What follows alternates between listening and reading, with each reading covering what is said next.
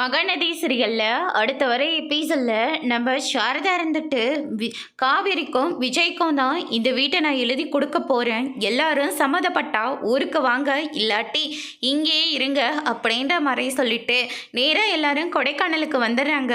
வந்த கையோட நம்ம சாரதா இருந்துட்டு அவங்க ஹஸ்பண்டோட ஃபோட்டோவுக்கு தீபாதரனை கட்டுறாங்க.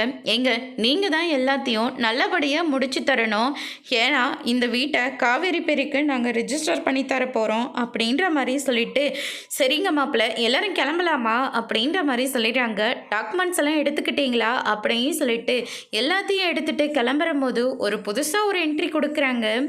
என்ன அக்கா நல்லா இருக்கீங்களா அப்படின்னு சொல்லிட்டு சாரதாவை பார்த்து கேட்கவும், யமுனா காவேரி கங்கான்னு சொல்லிட்டு எல்லாருக்கிட்டையும் போயிட்டு அவங்கவுங்க பேரை சொல்லி விசாரிச்சுட்டு இருக்காங்க.